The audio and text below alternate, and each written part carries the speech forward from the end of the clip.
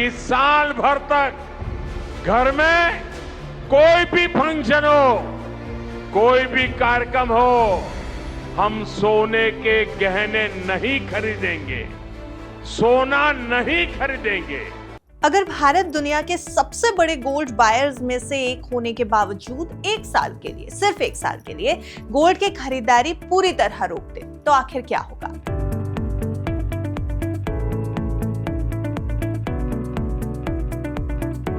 PM Modi ने हाल ही में global अनिश्चितता, वेस्ट एशिया संकट और बढ़ते ऑयल प्राइस के बीच नागरिकों से यह अपील की कि वो कम से कम एक साल तक गोल्ड ना खरीदें, जिससे देश की इकोनॉमी को मजबूत किया जा सके। लेकिन इस अपील का आखिर असर क्या होगा? क्या सोना सस्ता हो जाएगा? चलिए थोड़ा डिटेल में इसको हम और आप साथ में इस वीडियो में समझते हैं। हेलो एंड वेलकम, आप देख रहे हैं गुड रिटर्न्स। मैं हूं आपके साथ अर्णिमा द्विवेदी। अब भारत गोल्ड का दुनिया का दूसरा सबसे बड़ा कंज्यूमर है, ये समझते हैं आप। हम हर साल करीब 700 से 800 टन गोल्ड की खपत करते हैं, जो ग्लोबल डिमांड का 20 से 25% हिस्सा है। घरेलू प्रोडक्शन को अगर देखें तो सिर्फ 1 से 2 टन है, इसलिए 90% से ज्यादा हम इंपोर्ट पर डिपेंड हैं। वित्त वर्ष 2025-26 में गोल्ड इंपोर्ट्स का वैल्यू रिकॉर्ड 71.98 बिलियन डॉलर रहा है। अगर भारतीय रुपए में आप देखेंगे तो लगभग 6 लाख करोड़ रुपए पर यह वैल्यू पहुंच गई है, जबकि वॉल्यूम में थोड़ी कमी के साथ 721 टन के आसपास ये रहा।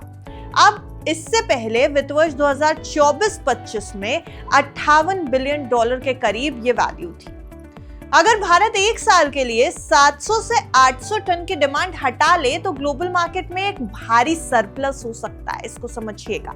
इंटरनेशनल स्पॉट प्राइस में इससे तेज गिरावट आ सकती है। यानी जो सवाल है कि सोना सस्ता हो सकता है, स्पॉट प्राइस में गिरावट आ सकती है, तो हम कह सकते हैं। आपको ये भी हम बताते चलें कि दुनिया की कुल गोल्ड डिमांड 2025 में पहली बार 5000 टन के पार गई थी। अब इस समय भारत की इतनी बड़ी हिस्सेदारी हटने से माइनिंग कंपनीज, प्रोड्यूसर्स और ग्लोबल सप्लायर्स पर दबाव पड़ेगा। कुछ एक्सपर्ट्स का अनुमान यह भी है कि प्राइस में 10 से 20% या फिर उससे ज्यादा करेक्शन भी हो सकता है। अब दिलचस्प बात यह है कि ग्लोबल प्राइस गिर सकते हैं, लेकिन भारत में डोमेस्टिक प्राइस बढ़ सकते हैं। जी हाँ, घरेलू अगर आप देखेंगे तौर पर तो यहाँ पर सोना महंगा हो सकता है भारत के अंदर। आर्टिफिशियल स्कैरसिटी और हाई प्रीमियम जैसे कि $20 प्रति औंस से ज्यादा पर प्राइस जा सकते हैं, और इसकी वजह से लोकल मार्केट में महंगाई बढ़ जाएगी। ये तो हो गई ग्लोबल इकोनॉमी की बात। अब आता है सबसे जरूरी सवाल, भारतीय इकोनॉमी पर क्या असर पड़ेगा? अब इसको जरा समझिएगा। गोल्ड ऑयल के बाद भारत का दूसरा सबसे बड़ा इंपोर्ट है। एक साल रोकने से 60 से 70 बिलियन डॉलर, भारतीय रुपए में करीब 5 से 6 लाख करोड़ रुपए का फॉरेन एक्सचेंज बच सकता है। ये डॉलर क्रूड ऑयल और जरूरी इंपोर्ट्स के लिए इस्तेमाल हो सकते हैं। यानी करंट अकाउंट डेफिसिट की अगर हम बात करें, CAD, gold imports trade deficit बढ़ाते हैं। रोकने से CAD में काफी ज्यादा सुधार हो जाएगा, जो GDP का 0.4 to 0.6% तक कम हो सकता है। इससे रुपया मजबूत होगा, इन्फ्लेशन कंट्रोल में रहेगा। अब एक और पॉइंट समझिएगा, रुपए और फॉरेक्स रिजर्व का। कम डॉलर आउटफ्लो से रुपया स्टेबल रहेगा। RBI के पास पहले से 880 टन गोल्ड रिजर्व है, जो फाइनेंशियल स्टेबिलिटी के लिए बैकअप की तरीके से है। एक और पॉइंट है जो बहुत इंपॉर्टेंट है, वो है ट्रेड डेफिसिट। कुल इंपोर्ट बिल अगर कम होगा, जो इकोनॉमी को एक बूस्टर डोज देगा, खासकर जब ऑयल प्राइसेस हाई पे हाई बना रहे हैं।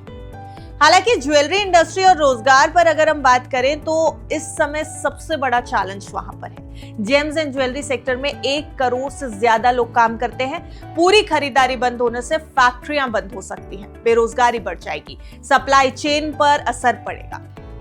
ज्वेलरी स्टॉक्स पर पहले ही बिकवाली का दबाव हमने देख लिया 11 मई को, जैसे ही अनाउंसमेंट हुई थी 10 मई को। उसके बाद मंडे को यानी 11 मई को जब बाजार खुला तो ज्वेलरी स्टॉक्स में ताबड़तोड़ बिकवाली देखी गई। अब शादियों में या त्योहारों में जैसे कि दिवाली या अक्षय तृतीया आती है, और इसके अलावा कल्चरल डिमांड भी पूरी तरह से नहीं रुक सकती है।